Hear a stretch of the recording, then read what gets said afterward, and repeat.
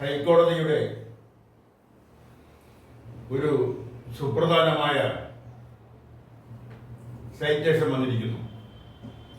അതായത് 11 വർഷം ജയിലിൽ കഴിഞ്ഞ രണ്ടുപേരെ ജയിൽ മോചിതരാക്കിക്കൊണ്ടുള്ള ഉത്തരവ്. 11 വർഷങ്ങൾക്ക് മുമ്പ് ഇടുക്കി ജില്ലയിലെ ദേവികുളത്ത് താമസിച്ചിരുന്ന ഒരു തമിഴ്നാട്ടിൽ നിന്നും വന്ന് അവിടെ ജോലിക്കായി താമസിച്ചിരുന്ന ഒരാളുടെ കൊലപാതകവുമായി ബന്ധപ്പെട്ടാണ് പ്രായപൂർത്തിയാവാത്ത രണ്ടുപേരെ ജീവപര്യന്തം ശിക്ഷിച്ചത്. അന്ന് അവർക്ക് ഒരാളിന് 17 വയസ്സും 11 മാസവും മറ്റൊരാളിന് 17 വയസ്സും 10 മാസവുമായിരുന്നു പ്രായം. അതായത് പ്രായപൂർത്തിയാവുന്നതിന് ഒരാളിന് 1 മാസവും ഒരാളിന് 2 മാസവും പ്രായക്കുറവുണ്ടായിരുന്നു. അവരെ ജീവപര്യന്തം കൊലക്കേസുമായി ബന്ധപ്പെട്ടുള്ള ശിക്ഷ ജീവപര്യന്തം ശിക്ഷിച്ചു. അങ്ങനെ 11 മാസം അവർ ജയിലിൽ കഴിഞ്ഞു. അവരെയാണ് ശിക്ഷയിൽ ഇളവ് നൽകിക്കൊണ്ട് അവരെ പുറത്തുവിട്ടിരിക്കുന്നത്. അപ്പോൾ തന്നെ ഹൈക്കോടതി മറ്റൊരു കാര്യം കൂടെ സൂചിപ്പിച്ചു.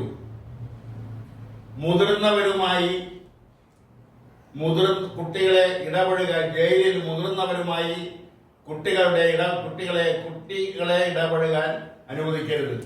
അതായത് മുതിർന്നവർ വരെ പാർപ്പിപ്പിക്കുന്ന സെല്ലുകളിൽ പ്രായപൂർത്തിയാവാത്ത വരെ പാർപ്പിക്കരുത്.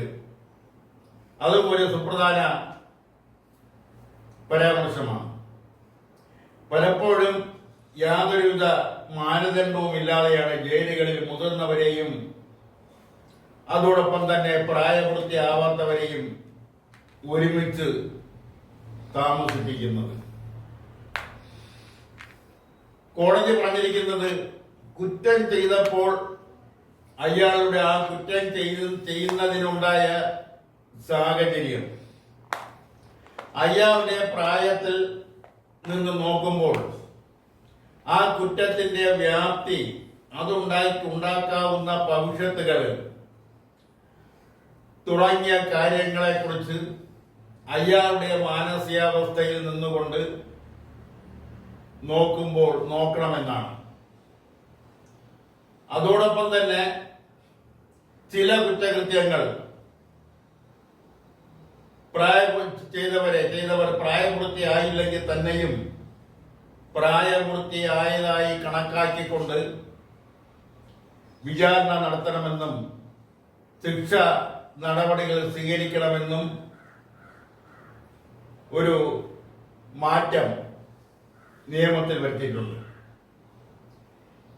ഇവിടെ ചില കുറ്റങ്ങൾ,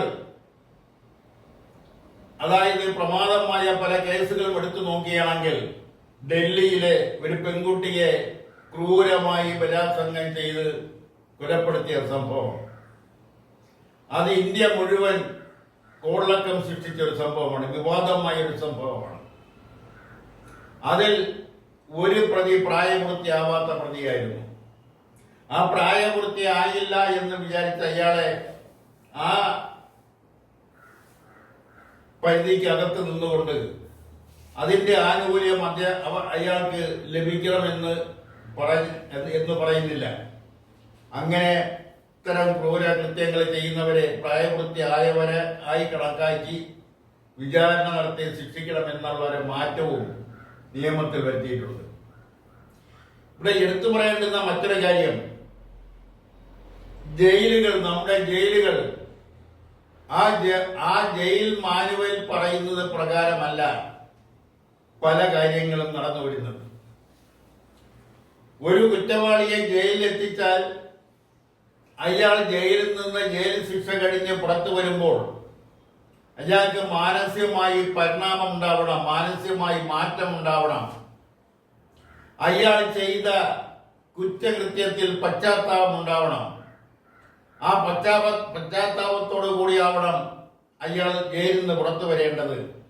പിന്നീട് ഒരിക്കലും അത്തരം കുറ്റകൃത്യങ്ങൾ ചെയ്യുന്നതിനെ കുറിച്ച് അയാൾ ആലോചിക്കാതിരിക്കുന്നതിനുള്ള മാനസിക മാറ്റം അയാൾക്കുണ്ടാകുന്ന നിലയിലാവണം അയാളെ ജയിൽ ശിക്ഷ കാലാവധിയിൽ അയാളെ ആ നിലയിലുള്ള ഒരു മാറ്റം, മാനസികമായ മാറ്റം അയാളിൽ ഉണ്ടാക്കിയെടുക്കണമെന്നാണ് പറയുന്നത്. പക്ഷെ നമ്മുടെ ജയിലുകളിൽ ഒരു കുട്ടി കുറ്റവാളി ചെന്നാൽ, പ്രത്യേകിച്ചും ഇപ്പോൾ പ്രായപൂർത്തിയാവാത്തവർ കുറ്റവാളികളാവുന്നത് മയക്കുമരുന്ന് കേസുകളിലാണ്. ആ മയക്കുമരുന്ന് വിപണനം നടത്തുന്നതിൽ അതിലെ കണ്ണികളിൽ പ്രധാനമാണ് കുട്ടികളെ, പ്രത്യേകിച്ചും സ്കൂൾ കുട്ടികളെ, +1 +2 പഠിക്കുന്ന കുട്ടികളെ ലഹരി മരുന്നിന് അടിമകളാക്കുകയും അവരെ ലഹരി മരുന്ന് വാങ്ങാൻ കാശില്ലാത്ത സാഹചര്യം ഉണ്ടാവുമ്പോൾ അവരെ ആ വിപണനത്തിലേക്ക് പ്രേരിപ്പിക്കുകയും ചെയ്യുന്ന ഒരു പ്രവണത നമ്മുടെ മയക്കുമരുന്ന് മേഖലയിൽ നടന്നു വരുന്നുണ്ട്. അതിന്റെ ഫലമായിട്ട് പലരും ലഹരി മരുന്ന് വിപണനത്തിൽ ഏർപ്പെട്ടിരുന്ന പല കുട്ടികളും ഇന്ന് കുട്ടികളുടെ ജയിലിലാണ്. അവര് പുറത്തു വരുമ്പോൾ ലഹരി മരുന്ന് വിപണനത്തിന്റെ വലിയ ശൃംഖലയുടെ കണ്ണികളാകാതെ നോക്കുക എന്നുള്ളത് സമൂഹത്തിന്റെ ആവശ്യമാണ്.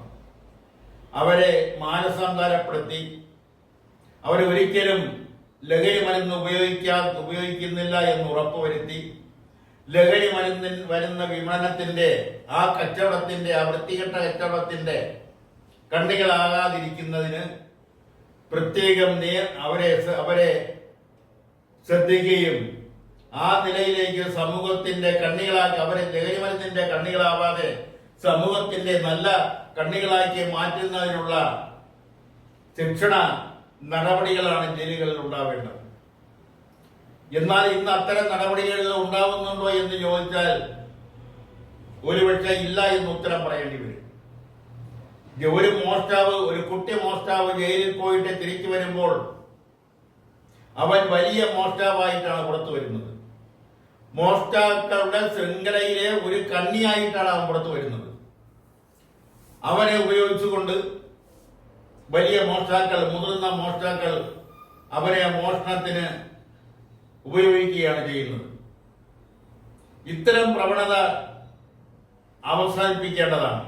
ഇത്തരം പ്രവണത വളർന്നു വരാതിരിക്കുന്നതിന് വേണ്ടി എന്തെല്ലാം നടപടികളാണ് നിയമപരമായി സ്വീകരിക്കാൻ കഴിയുന്നത് അതെല്ലാം അടിയന്തരമായി നടപ്പാക്കിക്കൊണ്ട് ജയിലുകളിൽ പോകുന്ന ജയിൽ പുള്ളികളെ നല്ലവരാക്കിക്കൊണ്ട് അവരെ ജയിലിനകത്ത് വെച്ച് മാനസാന്തരപ്പെടുത്തിക്കൊണ്ട് അവരുടെ മനസ്സ് മാറ്റിക്കൊണ്ട് അവരെ നല്ലവരാക്കി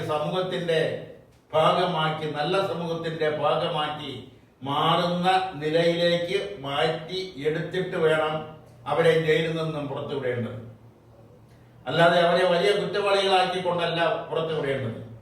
പലപ്പോഴും ജയിലിനകത്ത് എത്തപ്പെടുന്ന കുറ്റവാളികളെ ഉപയോഗിച്ചുകൊണ്ട് വളരെ അപൂർവമായിട്ടെങ്കിലും അവിടുത്തെ ജയിൽ വാർഡന്മാർ മോഷണങ്ങൾ നടത്തിക്കാറുണ്ട്.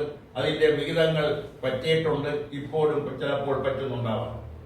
ഇത്തരം പ്രവണതയൊക്കെ കണ്ടെത്തുകയും അതെല്ലാം മുളയിലെ നുള്ളുകയും ഒരു നല്ല സമൂഹമായി ജയിൽ പുള്ളികളെ ജയിലിനകത്ത് തന്നെ അവരെ മാനസികമായി മാറ്റിയെടുക്കുന്ന നിലയിലേക്കുള്ള ഒരു ശിക്ഷണ നടപടി അവരെ ജയിലിനകത്ത് വെച്ച് അത് ഉണ്ടാവണം എന്നുള്ളത് മാനുവലിൽ മാത്രം ഇരുന്നാൽ പോരാ, അത് പ്രായോഗികത്തിൽ വരുത്തണമെന്നാണ് ഈ അവസരത്തിൽ പറയാനുള്ളത്.